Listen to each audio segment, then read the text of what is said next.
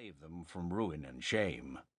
This new chief, quite ready to appear on the political stage and to measure himself against Louis XIV, however gigantic the fortunes of the Grand Monarch loomed in the future, was William, Prince of Orange, son of William II and grandson, by his mother Henrietta Stuart, of Charles I of England. We have mentioned him before as the person by whom the people expected to see the office of Stadtholder restored.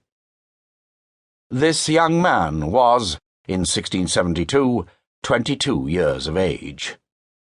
John de Witt, who was his tutor, had brought him up with the view of making him a good citizen.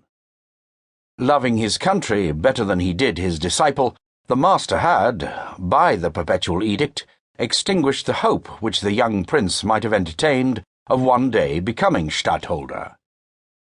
But God laughs at the presumption of man, who wants to raise and prostrate the powers on earth without consulting the king above.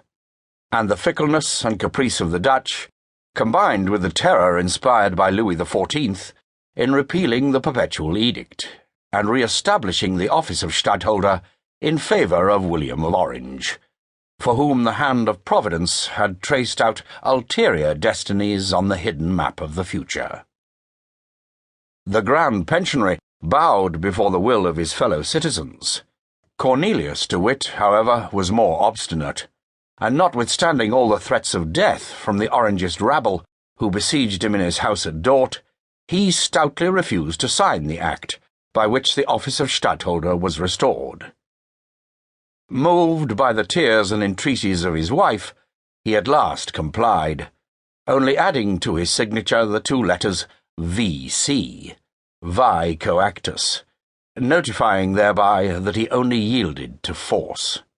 It was a real miracle that on that day he escaped from the doom intended for him. John de Witt derived no advantage from his ready compliance with the wishes of his fellow citizens. Only a few days after, an attempt was made to stab him, in which he was severely, although not mortally, wounded. This by no means suited the views of the Orange faction. The life of the two brothers being a constant obstacle to their plans, they changed their tactics, and tried to obtain by calumny what they had not been able to effect by the aid of the poniard. How rarely does it happen that, in the right moment, a great man is found to head the execution of vast and noble designs. And, for that reason, when such a providential concurrence of circumstances does occur, history is prompt to record the name of the chosen one, and to hold him up to the admiration of posterity.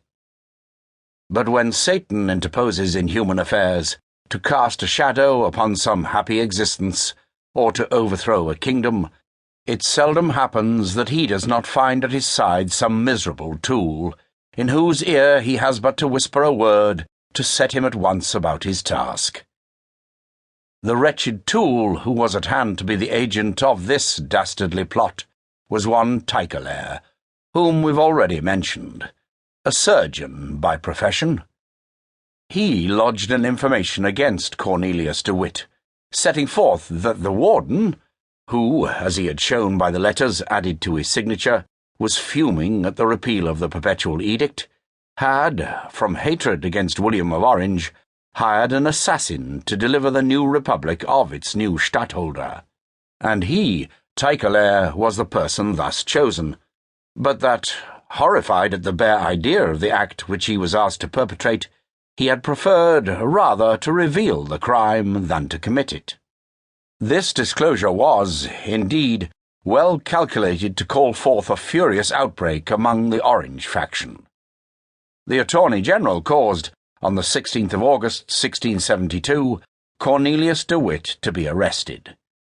And the noble brother of John de Witt had, like the vilest criminal, to undergo, in one of the apartments of the town prison, the preparatory degrees of torture, by means of which his judges expected to force from him the confession of his alleged plot against William of Orange.